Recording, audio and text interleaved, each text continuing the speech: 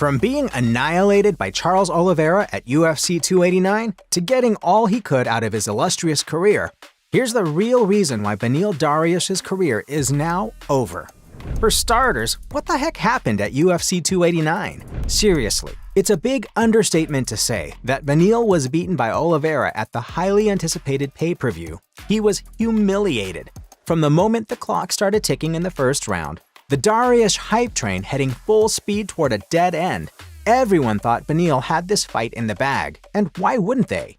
He was heading into the fight with confidence, having won all of his past 8 encounters, thumping the likes of Mateusz Gamrot and El Kukui himself, Tony Ferguson. While Charles was fresh off injury and a dominating defeat Islam Makhachev, to see the match end the way that it did was a bit of a surprise.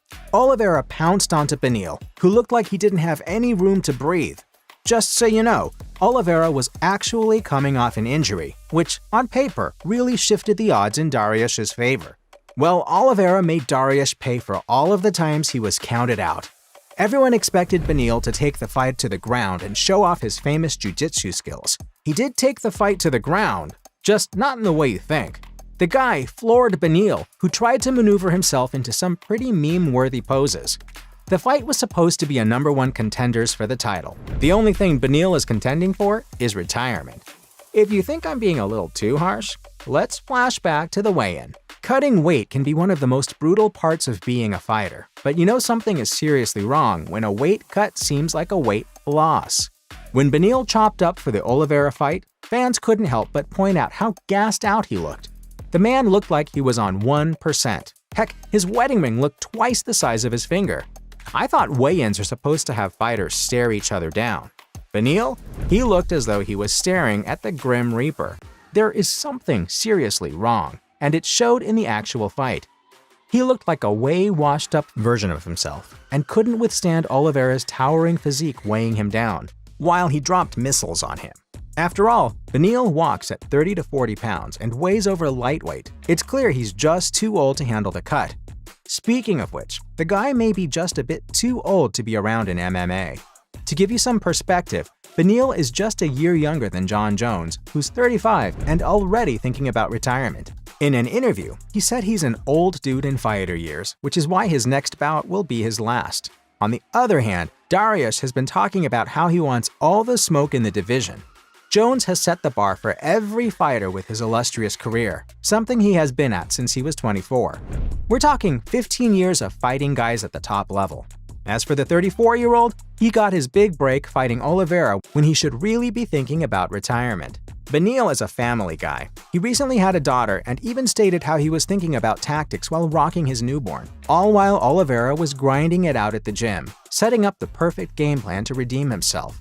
He just seems a little too soft sometimes. I mean, just look at the way Charles handled his loss versus Beneil. Oliveira, after his loss versus Islam Makhachev, blatantly stated how he didn't even bother watching his fight, claiming that it wasn't him.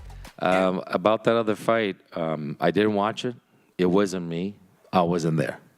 Everyone was hyping him up to be victorious at the end because of his brutal run beating killers such as Michael Chandler and Justin Gaethje. Oliveira may look like a sore loser not accepting his defeat, but it was in fact his undying belief in himself that he could do better.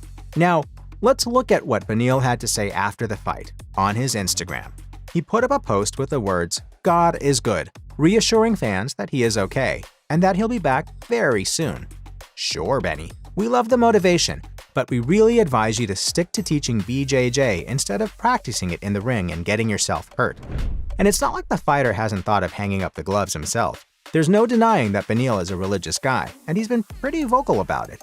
He's vented out how he spent a lot of time in prayer asking God for answers. He's aware that people don't really think of him as an A-list fighter, yet he's proved his worth by kicking off his crazy run in 2018. He believes that God was in the business of rolling stones, make no mistake.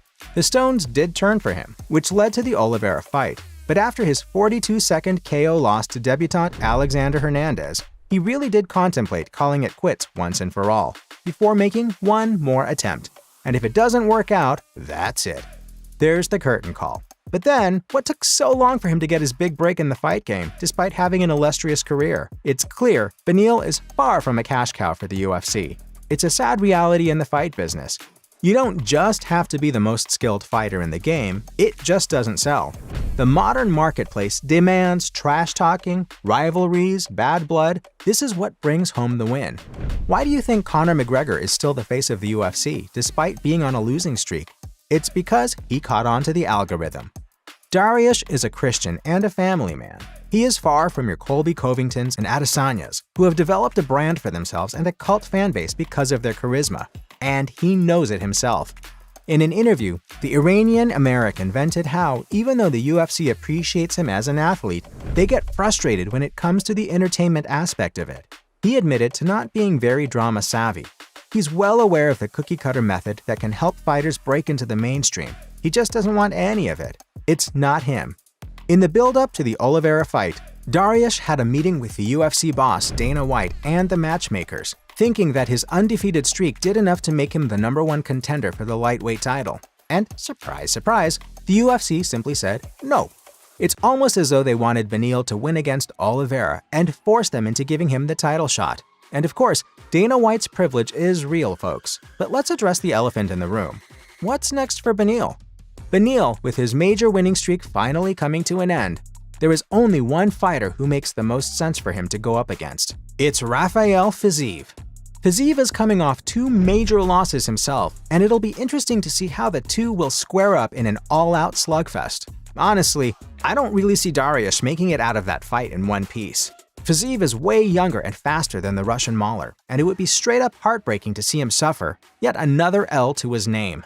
This is why I'm making the case there will never be a right time for Beneil to retire.